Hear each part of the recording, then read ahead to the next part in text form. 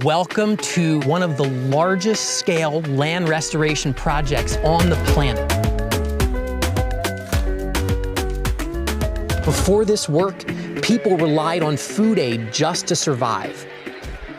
But 10 years ago, a vast barren wasteland began to transform, and now 500,000 people are feeding themselves from this land. So could this work be the key to ending hunger in Africa and beyond? Let's find out. I'm traveling in the Sahel of Africa with the largest humanitarian agency on Earth, the United Nations World Food Program, the first responders to hunger in war zones and disasters. But what I came here to see is the mind-blowing work they're doing to actually solve hunger by fixing the underlying problem. Because when soils blow away and the land desertifies, people can't feed themselves. But what I'm witnessing here is the repair of soils and water across Africa at a scale that I never imagined possible. This is Africa's Great Green Wall, where a massive strip of trees is being planted across the continent to hold back the Sahara Desert.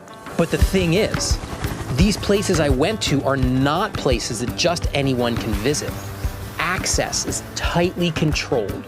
But the WFP works wherever there's hunger in the world. So they invited me along on this mission to tell this critical story that almost no one knows about. And in this 4-part series, I'm explaining the details of some of the most important work of our time. We are here in Niger, Africa, known as Niger. In this nearly 5 square mile block of land restoration, 5 different villages planted about 100,000 trees, put in about 20 tons of grass seed, and we can see the land is starting to come back to life. But will the plants survive? The key is to make sure they get enough water. But that's not easy to do in a desert because this region has what's called the drought flood cycle.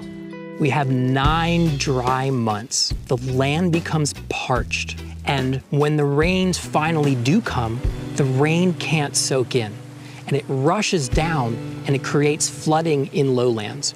But in the Sahel, we find an age-old water harvesting structure called the half moon. This simple structure has all of this capacity to store this water and hold this water until the water soaks down into the ground. There are a lot of different variations on these half-moon structures, and which one you choose depends on what your end goal is. Are you creating a forest, or a grassland, or a millet growing area? And how well do the soils hold or drain water? But the basic idea is that the half-moon's laid out on a contour, and it's dug so it intercepts the water flowing down slope during heavy rains. There are deep pits dug inside and outside of the half-moon called zai pits, which collect organic matter that blows or flows into the pits, and ultimately they allow for the deep soakage of rainwater into the ground. Oftentimes a tree is planted, as well as grasses and other seeds that germinate with the rains. Birds and wind bring in more seeds, and the half-moon becomes a concentration point for water, nutrients, plants, and animals. The ecosystem grows, and life returns. It's astoundingly simple, but how does it work in practice? This site is just 1 year old, and this site is the same design, but 8 years old. We've got the rows of half-moons with the trees planted in them, and now the trees are growing up. They're beginning to form a canopy over the ground. We see the grasses, we see the ground covered, and even now, we have water in these half-moons. So here you see this half-moon. This is still the water. At this stage, still harvesting a lot of water. We have different local species and a lot of grasses. It's good animal feed. This shade, this temperature, you already have 5 to 8 degrees less compared to the places that are without treatment. This is one of the best ways to improve food security because at the end of the day, this is a food basket in the making, but also nourish the land that nourishes people. You must be wondering just how this restoration creates food. You see, when land's restored, It produces the grasses that feed livestock, which means people have milk to drink and meat to eat. The native Sahel trees produce leaves and fruits that can be eaten by the tough camels and goats who browse the thorny branches in times of need during the long dry season. The trees shade, they hold the soil, they soak in water, they nourish livestock. What I'd seen so far looked promising, but it's a pretty young site that hasn't fully developed. I couldn't help but wonder, is a system like this really enough to end hunger? To find out the truth, I needed to visit the very best site they could take me to near the southern border with Nigeria. The border is porous and there are militant groups that sometimes cross over, so we needed a military escort. But visiting this mature site was critical to seeing the full extent of what is possible in this kind of restoration work. What you see behind me was once a barren wasteland with compacted hardpan where the water was rushing quickly off, not soaking in, no organic matter, no plants, no trees, and now we see a dramatic transformation of this landscape. When we look at satellite images from the last 7 years, we can see that the area of bare exposed soil has literally dropped to zero. This land has fully recovered its capacity to hold water and grow biodiversity. And that means the potential for growing food is huge. That is so clear that the government of Niger is all in for this mega restoration. And I got the inside scoop directly from the chief forest ranger of the state of Maradi.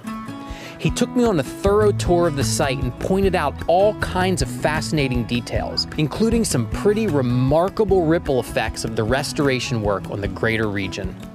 Donc, et vous voyez, le niveau de régénération contribue vraiment à la concrétisation de la Grande Muraille Verte au Niger.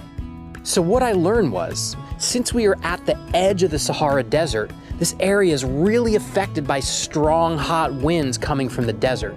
This can really dry out the landscape. But this site's continuous tree canopy actually breaks the force of those drying winds. The point is to actually block the expansion of the desert. Niger is one of the hottest countries on the planet. The temperatures are significantly lower in these forested areas. And it's not just deep in the interior of the sites where you have all these trees, it's also the edges of the sites we're seeing the same temperature effects. This whole project has become a biodiversity net. All sorts of seeds are blowing in, birds are attracted, they're bringing other seeds. Right now we're here in the 3-month wet season. It looks lush and green. You can see all of this fodder. You can imagine the animals becoming fat. But the critical function of this system is really in the dry season. 9 months of the year, this is dry, when there's just not a lot out there. So this diverse perennial polyculture here provides types of foods that can be harvested in the dry season. There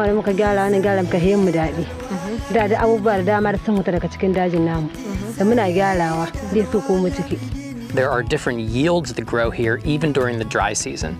They're harvesting plants for culinary purposes, for medicinal purposes. We think of the Great Green Wall as stopping the expansion of the Sahara Desert, but it's actually so much more than that. The Great Green Wall is actually rebuilding the ecological matrix of a region. And when we start to see the effects at scale, like this large site and the 528 other Great Green Wall sites in Niger, we actually see the restoration of the ecological fabric of this region. Just within this 800-hectare site, there are 3 million cubic meters of water that have soaked into the ground here instead of running off. And 15% of that water is actually soaking into the deep aquifer and regenerating the permanent water table. The actual effects on people's lives is a very tangible thing. We traveled to a new garden in the nearby village to see the real-life effects of a regenerated water table. Over time, the water table has risen and there's water available, allowing for production pretty much to take place all year round. In this area where we are, this is just a 1.5 hectare market garden site, one of 9. Communities here are now able to produce crops in these gardens because they're pumping water from the ground, water that has been improved from the rising water table due to the restoration activities that have taken place elsewhere. Before this activity, 9 out of every 10 children that were tested were malnourished. What we saw earlier in the market garden, the community is able to produce a variety of diverse nutritious foods, including vegetables and fruits, which are then also used in their local diets, contributing to a better nutrition for the community and lessening malnutrition for their children and for themselves. Over the last 5 years in Niger, an average of 3 million people per year were food insecure and needed food aid. But in that same time period, these resilience projects have gotten 500,000 people off of long-term food assistance. Let that sink in for a minute. 500,000 people are being fed from the 528 resilience projects in Niger. So this is obviously working on a lot of levels. But the big question is, how do we scale this up to the place where it can actually end regional hunger? In Niger, in the last 10 years, the World Food Program with the government and partners have restored about 300,000 hectares. When you do this type of land treatment, you're actually helping areas downstream because this water is soaking in. Then you also get this incredible wind protection effect. So for every hectare that you restore, you actually affect 3 times that amount of land. So the 300,000 hectares really is more like 900,000 hectares. Now, Niger is a huge country. The Sahel is a massive area.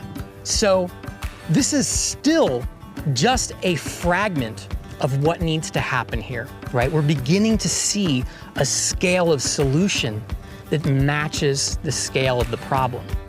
Walking through this, you can imagine that you're walking through the Great Green Wall. The Great Green Wall is the possibility of transforming desert lands, degraded lands into food baskets. Now the vision is how we can collectively put all hands on deck and make this regeneration in Sub-Saharan Africa, in the Sahel, in Niger, an unprecedented game changer. The World Food Program supports these projects in a lot of ways, including equipment, training, food, and money for the people doing the work. This helps to stabilize the community while growing their natural resources. We can do this together with our partners. The government of Niger, they have taken resilience as their strong vision to transform rural areas in the country. This is very important within the context of Niger in terms of the concept of the land becoming the nourishing mother of the population. Nous avons voulu, en tout cas, que nos actions rentrent dans le cadre donc, de ces actions de la Grande Rivière Verte. It's basically saying that as WFP, we need to recognize that we can play a catalyst role, we can play a supporting role, but the biggest role and the biggest achievement is what actually communities are able to do by themselves. We really need to be engaged and motivated within the vision of the Great Green Wall. It means also a Great Green Wall against hunger. Allah